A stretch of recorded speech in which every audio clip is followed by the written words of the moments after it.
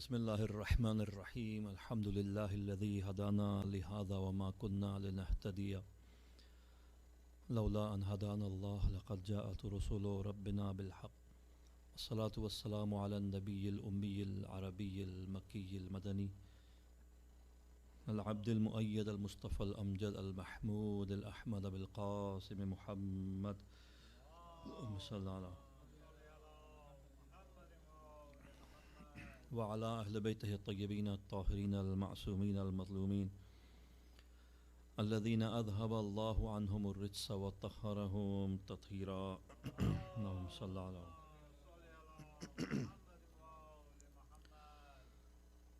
أما بعد فقد قال الله تبارك وتعالى في كتابه المجيد وقوله الحق وهو أصدق القائلين أعوذ بالله من الشيطان الرجيم بسم الله الرحمن الرحيم لا جرم أن ما تدعونني إليه ليس له دعوة في الدنيا ولا في الآخرة وأن مردنا إلى الله وأن المسرفين هم أصحاب النار فستذكرون ما أقول لكم وأفوض أمري إلى الله إن الله بصير بالعباد فوقاه الله سيئات ما مكروا وحاق بآل فرعون سوء العذاب صدق الله العلي العظيم صلى الله عليه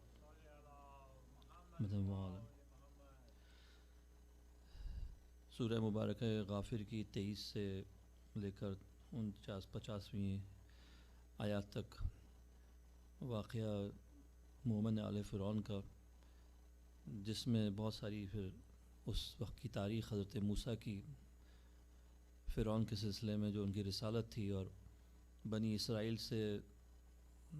اسرائیل کا سلوک حضرت موسیٰ اور باقی انبیاء کے ساتھ، اور اس کا اطلاق جو مسلمانوں پر آج ہوتا ہے اور مسلمانوں کی تاریخ پر ہوا ہے، کہ جس سلسلے میں ہمارے چھٹے امام محمد صادق آل محمد علیہ الصلاۃ والسلام فرماتے ہیں کہ جو بھی بنی اسرائیل میں ہوا اسے تم لاگو کر سکتے ہو مسلمانوں پر، یعنی جو کچھ بھی اس تاریخ میں ہوا، اور قرآن میں حضرت فرماتے ہیں قرآن میں جو کچھ بھی بنی اسرائیل کے سلسلے میں وارد ہوا ہے، جو آیات بنی اسرائیل سے متعلق نازل ہوئی ہیں، وہ سب جو ہیں اب عین ہی اہل اسلام پر اور امت پیغمبر ختم المرسلین صلی اللہ علیہ وآلہ وسلم پر اللہم صلی، وہ بھی جو بنی اسرائیل کے بارے میں کہتے ہو، ان مسلمانوں کے بارے میں تم کہہ سکتے ہو۔ یعنی ہمیں آزاد کر دیا گیا ہے کہ جب آیات پڑھو بنی اسرائیل کی تو یہ نہ سمجھو کہ تاریخ کا واقعہ پڑھ رہو، بلکہ ایک آئینہ سمجھو جس میں تم اپنے عصر کو اور اپنی تاریخ کو پڑھ رہے ہو، اور اس میں اپنی جگہ ڈھونڈو۔ یعنی یہ اب میں تفسیر کر رہا ہوں کہ ان واقعات میں اپنی جگہ ڈھونڈو کہ ان سب کرداروں میں تم کون سا کردار ہو۔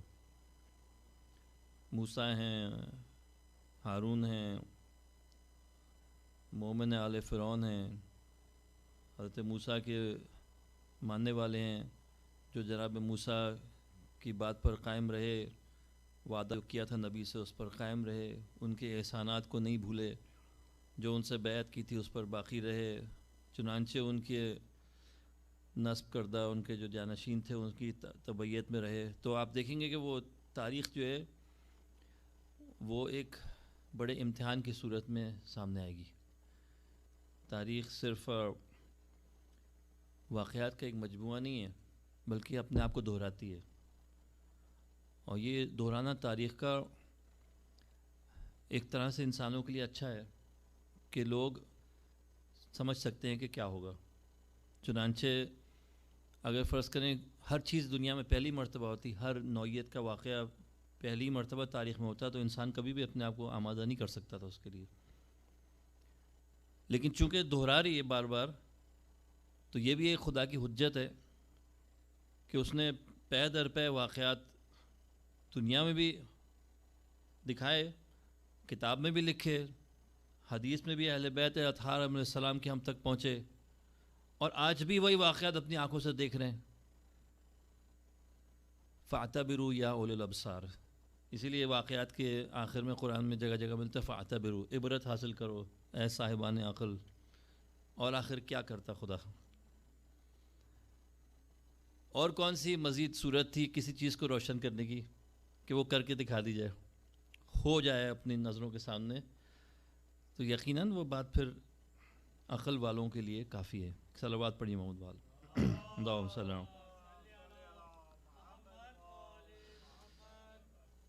تو اس مومن نے دربار فرعون میں جب جناب موسیٰ نے پیغام پیش کیا، پھر جو واقعات ہوئے، جو جادوگروں کا واقعہ ہوا، اور اس کے بعد پھر یہ واقعہ جب جناب موسیٰ کو پھر لایا گیا دربار میں، اور پھر تاریخ کے مطابق جو روایات ہیں جہاں تک سمجھ سکیں ہم، کہ اب بات ذرا بڑھ چکی تھی، یعنی حقانیت جو تھی وہ واضح ہو گئی تھی کافی حد تک. اب فرعون نے کوشش کی دھمکا کر، ڈرا کر، کسی طرح ایسے جھوٹے الزامات لگا کر حضرت موسیٰ کو اپنے چنگل میں جکڑ سکے، کسی طرح ان کو موت کی سزا دے کر گھاٹ اتار کے اس تحریک کو ختم کیا جا سکے، اس انقلاب کو اس کا دم گھوٹ سکے، کسی طرح گلا گھوٹ سکے. لیکن عین اس وقت جب وہ سمجھ رہا تھا کہ اس کے حربے جو ہیں وہ اب کامیابی کی طرف جا رہے ہیں، اسی کے خاندان میں سے ایک شخص اٹھا جو کہ کافی حیثیت تھی، اس کی مقام تھا، اس کا آبرو تھی، عزت تھا، سالوں اس نے رکھی تھی لوگوں کے درمیان. وہ آ گیا، اس نے پورا وزن اپنا حضرت موسیٰ علیہ السلام کے پلڑے میں ڈال دیا، اپنی حیثیت، اپنی جان سب داؤ پہ لگا دی اس نے. کتنا بڑا سبق ہے اس کے اندر، کتنا بڑا احساس ذمہ داری انسان کے اندر ہو کہ وہ ایک عمر گزارے ایک خاص مقصد کی خاطر، اور یہ سوچے کہ وہ مقصد اتنا اہم ہے کہ اس کے لیے مجھے اپنی جان دینی پڑے گی، اور ایسے وقت پہ اپنی جان دوں جب واقعی اس کا بھرپور فائدہ پہنچے حق کو اور دین خدا کو. اور خدا نے اس کو یہ واقعہ ایک موقع دیا کہ حضرت موسیٰ علیہ السلام تشریف لائے پیغام لے کر، تحریک کا آغاز کیا. کچھ لوگ ان کے ساتھ ہوئے، لیکن سارے جو اکثریت تھی وہ مخالف تھی. دربار فرعون جو تھا اس کا پورا معاشرے پر غلبہ تھا، اور انہوں نے ہر طرح کے ہتھ کنڈے استعمال کیے حضرت موسیٰ کو بدنام کرنے کی، جھوٹا کہنے کی، جادوگر کہنے کی، سب کچھ کیا، اور آخر کوشش کی قتل کرنے کی. لیکن ایک شخص کی مقاومت اور مزاحمت کی وجہ سے، استقامت کی وجہ سے دربار فرعون میں وہ جو تھی، وہ حضرت موسیٰ کی جو تقریباً حتمی موت تھی وہ ٹل گئی. صلوات پڑھی محمد وال مسلمان. کہتے ہیں بے شک وہ چیز جس کی طرف تم مجھے بلا رہے ہو وہ کیا ہے؟ اطاعت فرعون.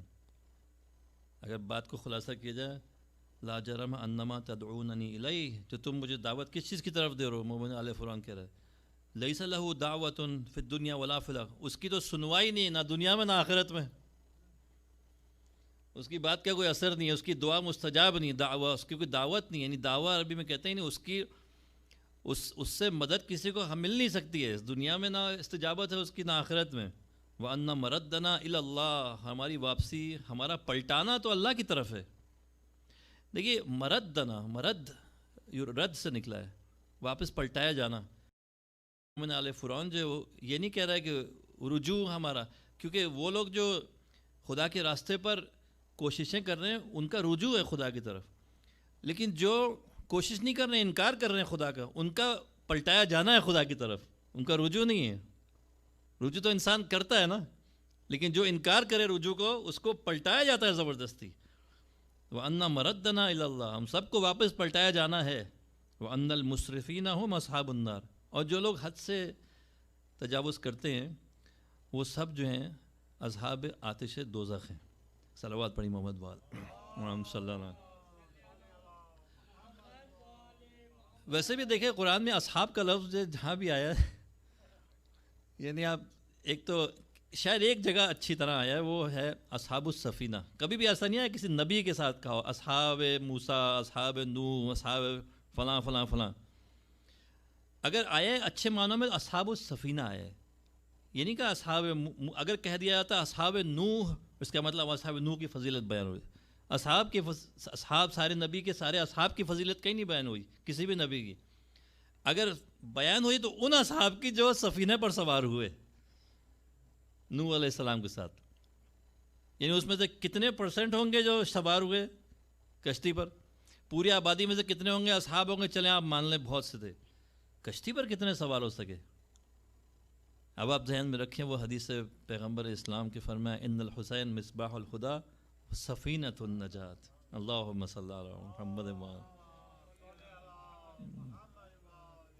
تو پوری امت، پوری انسانیت، اس کے اندر مسلمانوں کے اندر وہ جو محبان اہل بیت ہیں، جو اور ان میں سے وہ لوگ جو واقعی معنوں میں اپنی کوشش سے اور ولایت سے اور زندگی کو اس طرح گزارے ہیں جس طرح یہ مومن آل فرعون نے گزاری، کہ خطروں کو اس نے سینے سے لگا لیا، خطروں کو سینے سے لگا لیا، ہمیشہ کے لیے تمغہ مل گیا، آیات قرآن ہمیشہ کے لیے اس کو میڈل کی صورت میں، ایک افتخار کی صورت میں اس کی منزلت پروردگار نے روشن کر دی ہمیشہ کے لیے، کہ ایک نبی کی نصرت کے لیے اکیلا کھڑا ہوا وہ۔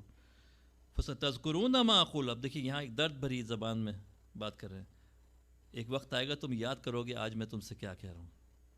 فَسَتَذْكُرُونَ مَا أَقُولُ لَكُمْ، آج جو میں بات تم سے کہہ رہا ہوں وہ ایک دن تمہیں یاد آئے گی۔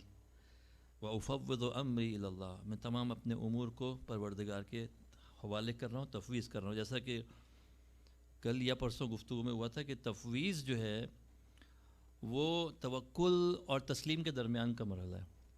توکل یہ ہے کہ انسان کسی کو وکیل بنائے اپنا، توکلت علی الحی الذی لا یموت۔ تسلیم یہ ہے کہ میں ہوں ہی نہیں، صرف تو ہی تو ہے، ٹھیک ہے۔ رضاً بقضائہ و تسلیما لامرہ لا معبود سواک، یہ اس مولا سید الشہداء کا قول۔ کربلا میں اس مقام پر پہنچ کے آپ نے فرمایا رضاً بقضاء، رضا تسلیم، یعنی صرف تیری رضا ہے اور اس عالم میں کچھ نہیں ہے، میں بھی نہیں ہوں، کچھ بھی نہیں ہے، اگر تیری مرضی کچھ بھی ہے وہی ہے، اور میرا کوئی ذکر ہی نہیں ہے بلکہ، ٹھیک ہے۔ مجھے وہ قول یاد آ گیا امام یہ جو مجموعہ شائع ہوا ہے امام حسین کے خطبات کا، جس کو مولانا مرتضی زیدی نے اس کا ترجمہ کیا اردو میں، اس میں لکھا ہے آخری مراسلہ، آخری خط سید الشہداء کا کربلا سے، جناب محمد بن حنفیہ کے نام ہے شاید وہ آخری خط جو خبر پہنچ کے آپ نے لکھا ہے، من حسین ابن الی محمد ابن حنفی یوں کر کے شروع ہوتا ہے، اور وہ یہی کی جملہ ہے، وہ ایک ہی جملہ ہے کہ الدنیا لم تکن، گویا دنیا تھی ہی نہیں، وَكَأَنَّ الْآخِرَةَ لَمْ تَزَلْ، اور آخرت تو ہمیشہ سے تھی، یعنی میں بھی نہیں تھا، دنیا بھی نہیں تھی، کچھ بھی نہیں تھا، اگر کوئی چیز تھی تو وہ ایک چیز تھی، وہ حیات ابدی تھی، حیات اخروی تھی، اور کچھ بھی نہیں تھا۔ ایک سائے کی طرح دنیا حدیث میں ملتی ہے نا، سائے کی طرح گزر جائے گی، ایک گزرگاہ ہے، ایک منزل ہے، سفر، لمبے سفر میں ایک تھوڑی دیر کی ایک استراحت گاہ ہے جہاں پہ انسان تھوڑی دیر کے لیے ٹھہرتا ہے، اس جگہ سے کیا توقع رکھے گا؟ یہ مضمون بھی آیات میں گزرا ہے۔ جو لوگ ابھی آئے ہیں سورہ غافر کی آیات ہیں ان پہ بات ہو رہی ہے۔ یہ دعا ویسے بھی مستحب ہے فجر کے بعد یا جس وقت بھی، وَأُفَوِّضُ أَمْرِي إِلَى اللَّهِ، تفویض کر رہا ہوں سارے معاملات کو اپنے اللہ کی طرف۔ اب ظاہر ہے اس نے حجت تمام کر دی، فرعونیوں سے باقاعدہ اس نے مقابلہ کیا یہاں پہ، اور بحث ہوئی ہے باقاعدہ فرعون سے اس مومن کی، لیکن اب میں اپنا معاملہ خدا کے سپرد کر رہا ہوں۔ ظاہر ہے اس کے بعد تو شہادت قطعی تھی، حتمی تھی، وہ تو ربکم الاعلیٰ کا دعویٰ کر کے وہ بخشے گا کسی ایسی مخالفت کو جس سے اس کے سارے ایجنڈا خاتمے ملا دیا اسے ایک انسان نے۔ ان اللہ بصیر بالعباد فوقاہ اللہ سیئات ما مکروا، تو مکر جو کرتے تھے وہ چاہتے تھے کہ اس کا ایمان بھی ضائع کریں، اس کی منزلت بھی برباد کریں، ٹھیک ہے، اور اپنے منصوبے کو بھی جامع عمل پہنا سکیں، کسی چیز میں کامیاب نہ ہو سکے، ٹھیک ہے، اس نے جان کی بازی لگا دی، لیکن ان کا مکر جو تھا وہ ناکام ہو گیا۔ ایک صلوات پڑھی محمد بعد۔ وَحَاقَ بِآلِ فِرْعَوْنَ سُوءُ الْعَذَابِ، اور کس چیز نے آ گھیرا آل فرعون کو؟ بدترین عذاب نے آ گھیرا آل فرعون کو۔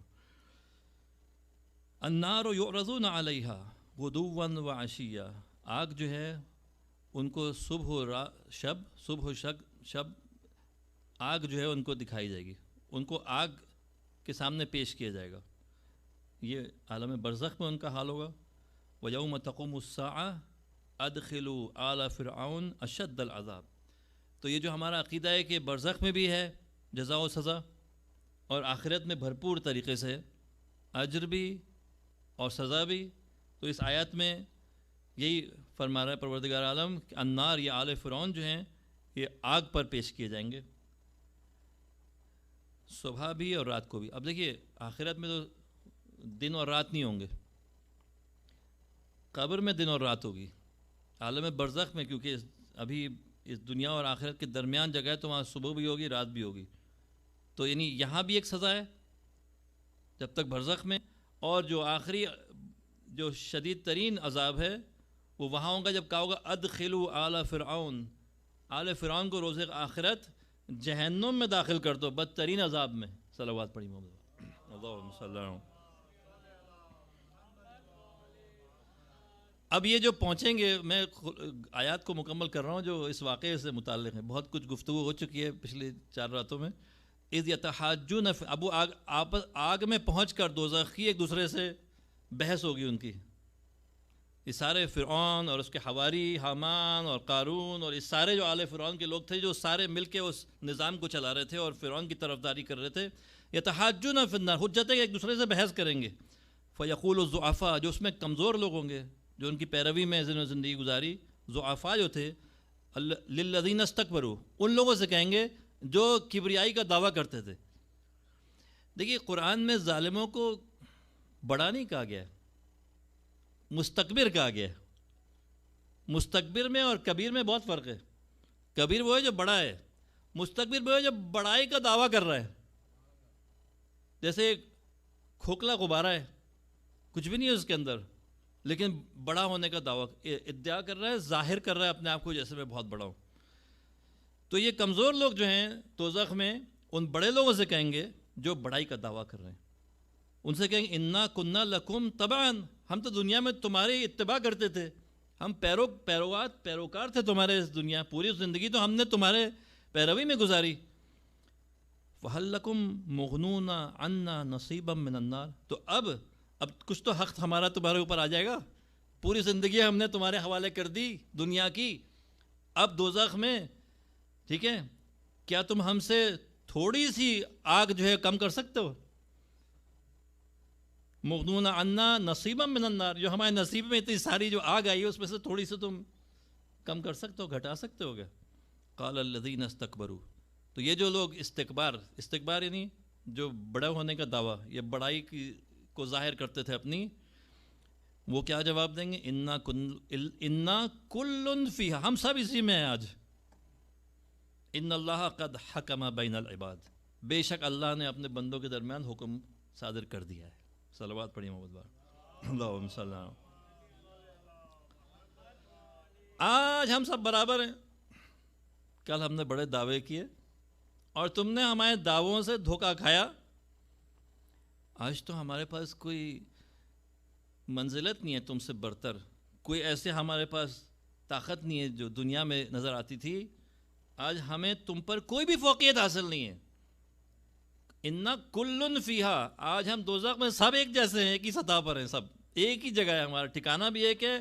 ہماری اگر جتنی تمہارے پاس سنوائی ہے اتنی میرے پاس ہے، جو کہ کوئی بھی نہیں ہے. وما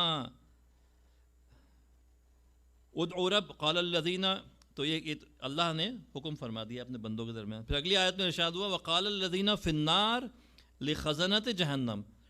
اب یہ جو دوزخ میں سب لوگ ہیں، جو یہ فرعون اور اس کے ماننے والے، اس کے حواری اور اس کے ساتھی اور سب لوگ جو ہیں، وہ کہیں گے جہنم کے داروغوں سے، داروغہ جو ہیں جہنم کے، ان سے کہیں گے ادعو ربکم، تم لوگ ذرا دعا کر دو پروردگار سے، اپنے پروردگار سے ذرا سا دعا کر دو ہم سے عذاب کا ایک دن کم کر دیں.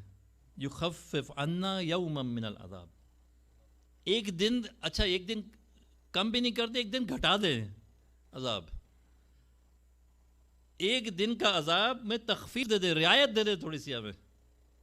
یوما من العذاب قالو، وہ داروغہ جو ہیں دوزخ کے، وہ جواب دیں گے اولم تکو تأتیکم رسلکم بالبینات، ان سے کہا جائے گا کہ کیا تمہارے پاس رسول نہیں آئے خدا کے نشانیاں لے کر، بینات، واضح نشانیاں، روشن نشانیاں لے کر، کیا تمہارے پاس تمہارے نبی نہیں آئے؟ رسولکم قالوا بلا، جی بے شک آئے، بے شک آئے تھے، اتنا تو یاد ہے۔ قالوا فادعوا، تو دیکھیے اگر نہ آئے ہوتے تو تمہاری یہ جگہ نہیں تھی دوزخ، اگر حجت خدا کی تمام نہیں ہوتی، رسول نہ آئے ہوتے، رسول کا پیغام اس کے جانشین نہ لائے ہوتے، اولیاء نہ آئے ہوتے، ٹھیک ہے، تو پھر تو ظاہر ہے حجت تم پہ تمام نہیں ہوتی، تو تمہارا ٹھکانہ یہ نہیں تھا۔ ظاہر ہے پھر ہم بات کرتے، دعا کرتے اور تمہیں کچھ ملتا، لیکن چونکہ تم نے اقرار کیا کہ نبی خدا کے آئے تھے، تمہارے پاس رسول آئے تھے اور تمہیں اس کا علم تھا، ان کی حجت بھی تمام ہوئی تھی، تم نے ان کا پیغام بھی سنا تھا، نشانیاں اپنی آنکھوں سے دیکھی تھیں، قالوا فادعوا، پھر اب ہمارے پاس کوئی راستہ نہیں ہے، بس تم اب خود ہی دعا کرو، قالوا ادعوا فادعوا، خود سے دعا کرو۔ اب خود سے دعا کا کیا نتیجہ ہے؟ وما دعاء الکافرین الا فی ضلال، کافروں کی جو دعا ہے خدا سے، وہ سب جو ہے وہ بے اثر ہے، بالکل بے اثر ہے۔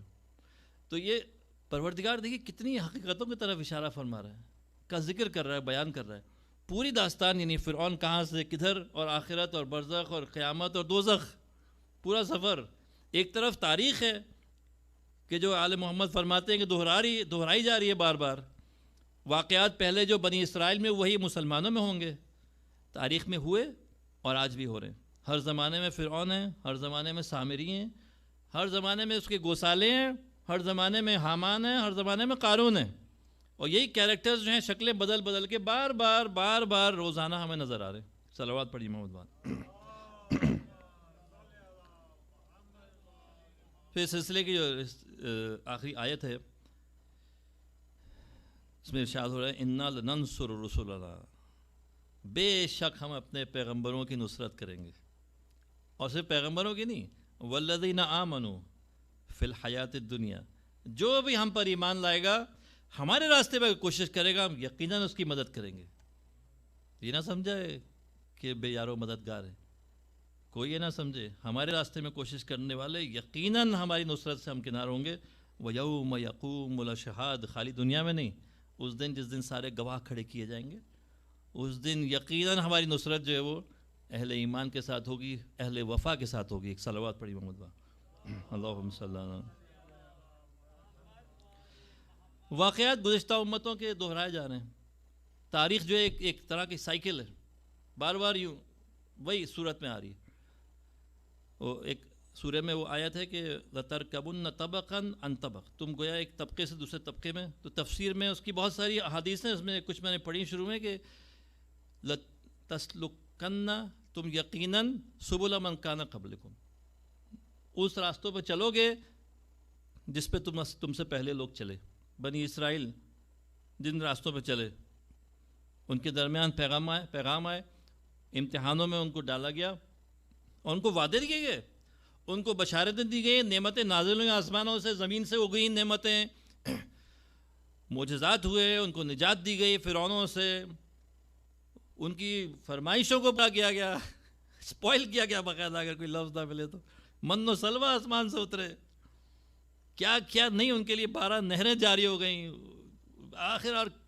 آخر نبی کیا کیا کرے ایک قوم کے لیے، کوئی فرمائش تھی جس کو ٹھکرایا نہیں ہو، کسی فرمائش کو نہیں ٹھکرایا، ہر چیز فضیلت دی عالمین پر، یہاں تک ایسی آیت ہے قرآن میں۔ اور کیا کرتا بنی اسرائیل کے لیے، اور پروردگار مسلمانوں کے لیے کیا کرتا؟ رسول اکرم کے بعد آل نبی کو بھیجا، 12 اماموں کو بھیجا، 11 شہید ہو گئے، کربلا برپا ہو گئی، علی علیہ السلام شہید ہو گئے، کیا کیا نہیں ہوا تاریخ میں، اسیر بن کے شہر و شہر پھرے، ہر قسم کی مشکل اٹھائی، بلکہ مشکلوں کی میراث چھوڑ دی اپنی ذریت میں اور اپنے ماننے والوں میں، کہ وہ تکلیفیں اٹھا کر مسلمانوں کو راستہ جو ہے روشنی دکھائیں گے اور رہنمائی کریں گے، کہ لوگ دیکھیں اپنے زمانے میں حجتوں کو۔ آج کل کے واقعات بھی کچھ کم نہیں ہیں، آج کل کے واقعات بھی ایسی ہیں ہمیں نظروں کے سامنے جو بھی ہوئے ہیں پچھلے 40-50 سال میں، خاص طور پہ، اس سے پہلے کہ ان والوں کو یاد ہوں گے جو اس وقت دیکھ رہے تھے، تو یہ سارے واقعات جو ہیں نظروں کے سامنے ہیں، دہرا رہی ہے تاریخ مسلسل اپنے آپ کو. صلوات پڑھی محمد بار. اللہم صلی اللہ. مولا کائنات امیر المومنین علیہ الصلوۃ والسلام کی حدیثوں میں ملتا ہے اللہم صلی اللہ علیہ کہ ساری انبیاء کی، چھٹے امام سے ہے کہ ساری انبیاء کی امانتیں ہمارے پاس موجود ہیں، اور فرماتے ہیں کہ جو پیغمبر کی جو امانتیں ہیں وہ ہمارے پاس، ان کی زرہ ہمارے پاس ہے، ان کی تلوار ہمارے پاس ہے، ان کا امامہ ہمارے پاس ہے، ٹھیک ہے، سب کچھ ان کے پاس ہے. وقت آنے پہ ہم سب دکھا دیں گے. ایک جو لطیف بات اس میں یہ ہے کہ زرہ جو ہے وہ پیغمبر اسلام کی ہم سب نے پہنی ہے مشکل کے وقت، لیکن وہ جس کے زیب تن ہے وہ قائم آل محمد ہے. اللہم صلی اللہ علیہ وسلم. جس کے قد پر موضوع ہوگی پوری طرح، کہ جو تمام انبیاء اور اولیاء کا وارث ہوگا، جو برحق خدا کی حجت ہوگا، جو تمام تر حقائق کو اس دنیا میں روشن کرے گا، جو ہر طرح سے یعنی ان کا جانشین ہوگا. فرماتے ہیں کہ جیسے کہ طالوت سے لوگ حاسد ہوئے. طالوت نبی بنی اسرائیل کی بہت سے انبیاء تھے. ایک نبی جس کا نام قرآن میں نہیں ہے، جن سے لوگوں نے آ کر کہا کہ آپ کسی کو ہمارے اوپر ایک وہ بنائیں، کمانڈر بنائیں، سردار مقرر کریں تاکہ ہم جا کے مقابلہ کریں. وہ نبی خدا نے طالوت کو کمانڈر بنایا. طالوت کو کمانڈر بنانے میں سب مخالف ہو گئے کہ یہ جوان آدمی، یہ تو اتنے بڑے خاندان سے نہیں ہے، نہ امیروں سے ہے، نہ مشہور خاندانوں سے. وہ جو کیا جو بنائے ہوئے تھے اسٹیٹس سمبلز تھے، وہ فلاں خاندان کے ایسے ہوں گے، فلاں کے ایسے ہوں گے، ان میں سے نہیں ہے یہ شخص. تو پھر آپ نے ان کو بنا دیا. تو وہ جو یعنی اس وقت کی طاقت کے حساب سے کچھ خاندانوں کا غلبہ تھا اس سوسائٹی میں. اسی طرح قریش میں بنی امیہ اور دوسرے لوگوں کا جو قبضہ تھا اور جو کنٹرول ہو گیا تھا اس زمانے میں. ورنہ تاریخ میں بہت سے ادوار میں آل ابراہیم کا ہی غلبہ رہا ہے. آبادی شہر مکہ آل ابراہیم نے فرمایا تھا شروع سے. جناب حاجرہ کے زمانے سے ظاہر ہے آبادی وہاں کچھ نہیں تھی، وہ بنا ہی ان کا تھا، لیکن ان کی حسد کی وجہ سے حضرت فرماتے ہیں کہ آل ابراہیم ہم ہیں جن سے قرآن میں فرمایا کہ ام یحسدون الناس علی ما آتاہم اللہ من فضلہ فقد آتینا آل ابراہیم الکتاب والحکمہ وآتیناہم ملکا عظیما. کئی لوگ حسد کرتے ہیں آل ابراہیم سے. فرماتے ہیں ہم ہیں آل ابراہیم. فقد آتینا، ہم نے بے شک آل ابراہیم کو کتاب دی، حکمت دی، اور آل ابراہیم کو ملکا عظیما عطا کیا. ہم نے ولایت عطا کی. ولایت اللہ تعالیٰ کی انبیاء کو، انبیاء سے آل ابراہیم ائمہ اطہار آل محمد علیہ الصلوۃ والسلام تک پہنچی. صلوات پڑھی. اللہم صلی اللہ علیہ. تو فرماتے ہیں جس طرح بنی اسرائیل کے دوران کے درمیان تابوت سکینہ جو تھی وہ اس بات کی حجت اور نشانی ہوتی تھی کہ یہ نبی ہے. جس کے ہاتھ میں بھی وہ تابوت ہوتا تھا، تابوت سکینہ کا لفظ ہے، تو وہ جس کے ہاتھ میں بھی ہوتی تھی. کہ نا ہمارے درمیان، اہل بیت کے درمیان جو رسول اکرم کا جو اسلحہ ہے وہ تابوت سکینہ کی طرح سے رسول اکرم کا اسلحہ. چنانچہ ہر جگہ ہر امام سے پوچھا گیا امانت رسول، تو آپ بعض اوقات آپ نے دکھایا بھی. اور چنانچہ کربلا میں آپ کو ملتا ہے کہ وہ رسول اکرم کے امامہ حضرت نے اپنے سر پہ رکھا. کیا یہ امامہ باقاعدہ لشکر سے خطاب کر فرمایا یہ تم امامہ دیکھتے ہو، کیا پیغمبر کا امامہ نہیں ہے؟ کیا یہ زرہ ان کی نہیں ہے؟ کیا یہ تلوار ان کی نہیں ہے جو انہوں نے مولا کائنات کو عطا فرمائی تھی؟ کیا یہ سواری رسول کی نہیں ہے؟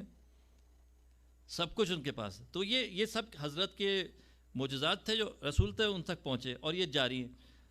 اور یہ آخری امام حضرت حجت ابن الحسن علیہ السلام تک پہنچیں گے. تو فرماتے ہیں کہ جب علی خلافت پر معین کیے گئے، جانشینی کا اعلان کیا گیا پہلے دن ذوالعشیرہ کی دعوت سے، اور اس کے بعد پے در پے حضرت جانتے تھے کہ علی اپنی جوانی کی وجہ سے بھی، علی اپنی یعنی جو آپ کی عدالت ہے اس کی وجہ سے، علی اپنی بہادری اور شجاعت کی وجہ سے، علی اپنی علم، اخلاق اور جو شخصیت کے تمام تر جو جوہر ہیں ان کی وجہ سے بے پناہ ان سے حسد کی جائے گی، خاص طور پہ عمر کی وجہ سے.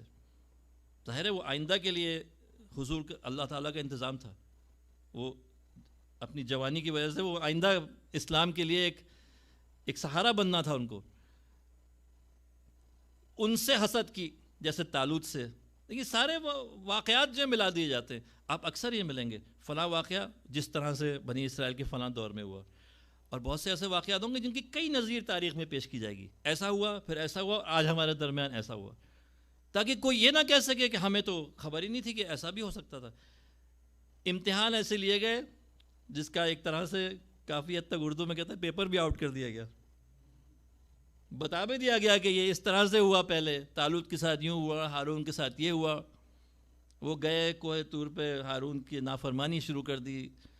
اور جیسے کل عرض کیا تھا اس حدیث میں کہ آخری وقت میں حضرت نے فرمایا، پیغمبر اسلام نے صلی اللہ علیہ وآلہ وسلم، اللہم صلی علی محمد، جب وہ ہڈی اور وہ جو قلم تھا جس پر آپ وصیت لکھنا چاہتے تھے، تو اس وقت آپ نے جب چاہا، آپ نے کہا کہ دو تاکہ میں ایسی وصیت تحریر کر دوں اس کے بعد پھر کوئی گمراہی نہ ہو میری قوم میں. تو اس وقت کیا کہا گیا؟ وہ نازبہ کلمات جو حضرت کی شان میں اس وقت کیے گئے تھے آپ کے سامنے. تو اس وقت حضرت نے کہا یہ مناسب نہیں ہے کہ نبی کے سامنے لوگ جھگڑیں، اور ان کو کمرے سے باہر جانے کو کہہ دیا. تو اس وقت جو میں اس بات کو دہرا رہا ہوں کیونکہ اتنا زیادہ مناسبت ہے اس بات کی، کہ اس وقت مولانا نے پلٹ کے جناب سلمان سے کہا کہ اے سلمان، پوچھنا چاہیے پیغمبر سے وہ کیا وصیت لکھنا چاہتے تھے. جناب سلمان کہتے ہیں کہ یہ لوگ جو باہر گئے حجرے سے، تو علی چاہتے تھے پیغمبر سے پوچھنے لگے، پیغمبر نے خود ہی بات شروع کر دی اور فرمایا کہ علی تم نے دیکھا ان لوگوں کا کفر، تم نے دیکھا. اے علی یاد رکھنا یہ اس قوم کا سامری ہوگا، اور جس کو یہ آگے کرے گا وہ گوسالہ ہوگا سامری کا. اور اس کے بعد فرمایا علی دو مجھے یہ، اور آپ نے اس پہ پھر لکھا یا لکھوایا جیسا بھی تھا، جس میں لکھا کہ میرا جانشین علی ابن ابی طالب ہوگا. اللہم صلی علی محمد. اور اس پہ گواہ بنایا مقداد اور سلمان اور ابو ذر کو. تو دیکھیں نا، اگر تعداد کے حساب سے دیکھا جائے بہت کم تھے اہل حق، بہت کم تھے، اور وہ ایسے تھے کہ جان قربان کرنے کو تیار تھے. وہ ٹھیک ہے ہم 3-4 ہی صحیح، مولا آپ کے لیے ہم جان قربان کر دیں گے. علی نے ان کی حفاظت فرمائی. یہ تو کرنا تاریخ کا ایسا ہوا کہ ابو عبداللہ جب کربلا تشریف لائے تو 72 جانثار ان کے ساتھ تھے، کسی پیغمبر کو نہیں ملے. کوئی تاریخ میں شہید ایسے نہیں ہے جو مقام شہداء کربلا تک پہنچ سکے. حتیٰ کہ صاحب العصر والزمان کے جو شہید ہوں گے ان کے رکاب میں، ان کا مقام بھی کربلا کے شہداء سے نہیں ملا جا سکتا. اپنے پہلے والوں کے لیے بھی اور بعد والوں کے بھی، ہر زمانے کے لیے شہداء کربلا بلند ترین مقام کے حامل ہے. کوئی ان سے اپنا مقابلہ بھی نہیں کر سکتا، کوئی نہیں مقابلہ کر سکتا. نہ بدر کے شہید، نہ احد کے شہید. ہر جگہ تو پیغمبر کی بشارتیں تھیں، تم لوگ اگر ثابت قدم رہو گے فتح و نصرت تمہیں ملے گی. کربلا کے شہید ایسے جنہیں موت کی بشارت دی گئی تھی، جنہیں کہا گیا تھا کہ یہ قافلہ صرف موت کی طرف بڑھ رہا ہے، شہادت کے علاوہ کوئی راستہ نہیں ہے ہمارا. جو ہم سے دور ہوگا وہ غلبہ حاصل نہیں کر سکتا، اور جو ہمارے ساتھ ہوگا صرف اور صرف شہادت پائے گا. کہہ کر چلے تھے ساتھ، کوئی امید نہیں تھی فتح و نصرت کی، کامیابی کی کوئی امید نہیں تھی، کوئی راستہ نہیں تھا. وہ ایسا راستہ جس پر اپنے خاندان کو لے کر گئے، اپنے بچوں کو لے کر گئے. وقت ایسا آ گیا کہ دیکھیے اگر بہت بڑی تعداد میں عوام کھڑے ہو جائیں عدالت کے لیے تو کامیابی کے راستے نکل آتے ہیں. لیکن جب وقت ایسا آ جائے کہ یزید اور یزیدیوں کا غلبہ معاشرے میں اس طرح ہو جائے کہ عوام جو ہے وہ اپنی عزت نفس کھو بیٹھیں، عوام جو ہے بک جائیں، غلاموں کی طرح ان کے ذہن غلام بن جائیں، تو نتیجہ یہ ہوتا ہے کہ سارا بار امانت جو ہے وہ ثقیلہ بنت الحسین کے کندھے پہ پڑتا ہے. سارا بار امانت جو ہے، ساری ذمہ داری تاریخ کے علی اصغر کے کاندھوں پہ پڑتی ہے. ساری تاریخ کی ذمہ داری جو آ کر قاسم ابن الحسن کے کاندھے پہ ہوتی کہ وہ جا کر ایک قربانی سے وہ لکھ دیں اپنے خون سے خاک کربلا میں ہمیشہ کے لیے، ہم اہل بیت آخرت کے لیے آئے تھے اور آخرت کی طرف ہی چلے گئے. ہم اس وعدے کی وفا کرنے آئے تھے جو ہم سے بچپن میں لیا گیا تھا. ہمارے نانا بھی تو ہم کو روتے تھے، ہماری وفا شعاری کو یاد کر کے، ہماری قربانیوں کو یاد کر کے. آخر انبیاء بھی تو روتے تھے. شام کے ویرانے میں، شام کے خرابے میں سکینہ کس طرح بابا کو یاد کرتی تھی. ایک رات ایسا روئی، ایسا روئی، ایسا روئی کہ سب نے کوشش کی سکینہ کو خاموش کرنے کی. بےتابی اس کی. جب بہت کوشش کی بیویوں نے کسی طرح سکینہ کو ساکت کر دیں، آرام کر دیں، اور سکینہ آرام نہ پا سکی، تو اس وقت سب دھاڑے مار مار کر سکینہ کے ساتھ رونے لگے. اس کو دلاسے کیسے دیتے، تسلی کیسے دیتے سکینہ کو، جو اس طرح آج بےتابی سے اپنے بابا کو یاد کر رہی تھی. آخر اس کے رونے کی آواز اتنی بڑھی اور ساتھ اہل حرم کا گریہ اتنا بلند ہوا کہ اس کی آوازیں محل میں چاروں طرف سنائی دینے لگی. آخر یزید نے پوچھا یہ کیسا شور ہے، مل خبر؟ کہا گیا یہ حسین کی بیٹی ہے، حسین کی 4 سالہ بیٹی ہے جو اپنے باپ کو یاد کر رہی ہے بہت زیادہ. بابا بابا کیا کر رو رہی ہے. یزید نے کہا لے جاؤ اس کے بابا کا سر اس کے پاس، شاید دیکھ کے اس کو تسلی ہو جائے. جو روایت میں ہے میں پڑھ رہا ہوں. تو امام حسین علیہ السلام کا سر ایک تشت میں رکھا گیا، اس کے اوپر کپڑے سے اس کو ڈھک دیا گیا، لا کر اس بچی کے سامنے پیش کیا گیا. اس بچی نے جب اس کپڑے کو اٹھایا یا کسی نے اٹھایا کپڑے کو، یہ سر کیسا ہے؟ کہ سکینہ یہ تمہارے باپ کا سر ہے. ارے میرے بابا کا سر ہے. سکینہ نے بابا کے سر کو اپنی گود میں لیا، اپنے آغوش میں. بابا، کس نے آپ کی داڑھی کو آپ کے خون سے خضاب کر دیا؟ کس نے مجھے اس کم سنی میں یتیم کر دیا؟ اے بابا، اب کون ہے جو مجھے بڑا کرے گا؟ کون ہے جو مجھے جوان کرے گا؟ کون ہے جو ان بیواؤں کا سہارا بنے گا؟ اے بابا، کون ہے جو ان یتیموں کا سہارا بنے گا؟ یہ کہہ کر آپ نے اپنے ہونٹوں کو حسین کے ہونٹوں سے ملا دیا. اور بعض روایات مقاتل کی لکھتی ہیں کہ اس وقت امام حسین کے ہونٹ جو تھے وہ حرکت میں آیا اور فرمایا الیہ الیہ، آجا بیٹی میرے پاس، آجا بیٹی میرے پاس، میں تیرے انتظار میں ہوں. بس ایک بلند گریہ فرمایا سکینہ نے اور ساکت تو آرام ہو گئی. ادھر علی ابن حسین نے کہا پھوپھی اماں سکینہ چلی گئی دنیا سے. جا کے سکینہ کا سر جو اٹھایا تو دیکھا جان قفص سوری سے پرواز کر چکی تھی. ایسا گریہ شام نے نہ دیکھا تھا. زینب بنت علی جب رخصت ہو رہی تھی شام سے تو رخ کر کے ایک مرتبہ اہل شام کی عورتوں سے فرمایا یاد رکھنا میرے حسین کی امانت یہی رہے گی. الا لعنت اللہ علی القوم الظالمین وسيعلم الذين ظلموا أي منقلب ينقلبون. اللهم عجل لوليك الفرج، اللهم عجل لوليك الفرج، اللهم عجل لوليك الفرج. اللهم اغفر لنا وارحمنا وعافنا واعف عنا. اللهم اغفر لنا وارحمنا، اللهم اغفر لنا وآباءنا. ربنا تقبل منا انك انت السمیع العلیم. بار الہ جو بیمار ہیں ان کو شفا عاجل و کامل نصیب فرما. بار الہ جو پریشان حال ہیں ان کی پریشانیوں کو دور فرما. تجھے واسطہ دختر امام حسین کا بار الہ ہماری دعاؤں کو مستجاب فرما. بیماری اور وبا کو ہم سے دور فرما. بار الہ ہمیں زیارت سید الشہداء کی توفیق عطا فرما. بار الہ امام کے ظہور میں جلد از جلد تعزیل فرما. بار الہ ہمارے رہبر کو، ہمارے علماء کی عمر میں اضافہ فرما، ان کو ہر شر سے محفوظ فرما، انقلاب کی حفاظت فرما. بار الہ نفوذ پیغام امام حسین کو دنیا میں عام فرما. بار الہ ہمارے گزشتگان پر اپنی رحمت نصیب فرما. یا حسین.